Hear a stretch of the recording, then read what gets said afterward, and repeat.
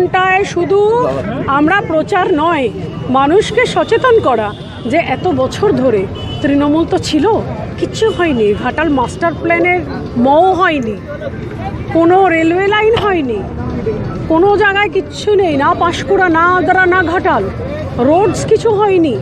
আপনি ডেবরা দেখুন, ঘাটাল দেখুন, পশ্চিম পাঁশকুড়া দেখুন, পিংলা দেখুন, সবই একই অবস্থা, কোনো ডেভেলপমেন্ট হয়নি। এবং ডেভেলপমেন্টের জন্য একজন এমপির কিন্তু তার যে এই যে জায়গাটা, এই জায়গায় পড়ে থাকার দরকার। সে যদি পড়ে না থাকে তাহলে মানুষের সঙ্গে কথা বলবে না। মানুষের সঙ্গে যদি কথা না বলে তাহলে মানুষের কি নিত্য প্রয়োজনীয় কি অসুবিধা, কি সুবিধা, কি ভয়ঙ্কর অসুবিধা এবং কি সাংঘাতিক প্রয়োজন সেটা বুঝতে পারবে না। এমন একজন এমপি এখানে তৃণমূল দিয়েছে যিনি 5 বছরে এখানে 5 বারও আসেননি। এত বড় বন্যায় তার পা পড়েনি, তার পা ভেজেনি, তার পায়ের জুতো চটি এখানে বন্যার জলে ভেজেনি। তাহলে কি হবে? তাহলে মানুষ কাকে বলবে? মানুষ তো বলতে চায়। এত মানুষ, হাজার হাজার মানুষ, তাদের তো কিছু না কিছু প্রবলেম আছে, বলতে চায়। আজকে আমি এসছি তো আমি এদের সঙ্গেই থাকবো, এটাই আমার কাজ। আমি 365 দিন 24 ঘন্টা এদের মাঝখানেই থাকবো, এদের এখানেই ঘুরবো, বলবো, এদের বাড়িতেই খাবো। এবং এদের যা সমস্যা সেই সমস্যা আমি মোদিজির কাছে নিয়ে যাব, নিয়ে গিয়ে ওখান থেকে আমি প্রকল্প বের করে আনবো।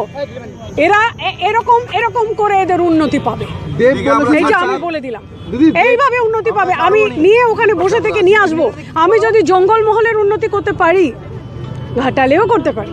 দিদি, দেব বলেছে যে তার মাস্টার প্ল্যানের কথা কেন্দ্রীয় সরকার শোনেনি, তার মাস্টার প্ল্যানের কথা কেন্দ্রীয় সরকার ফান্ড রিলিজ করেনি এবং কেন্দ্র সরকারের গাফিলতির জন্য মাস্টার প্ল্যান হয়নি। এই বিষয়ে কেন্দ্রীয় সরকারকে কন্টিনিউয়াসলি ব্লেম করা এবং স্টেট সেন্টার রিলেশন খারাপ করে রাখা, কন্টিনিউয়াসলি যদি আমি আপনার সঙ্গে ঝগড়া করি তাহলে আপনি কি ওই অবস্থায় থাকবেন? না আমি ওই অবস্থায় থাকবো যে আমরা কথা বলে এই মানুষগুলোর জন্য কিছু নিয়ে আসতে পারি।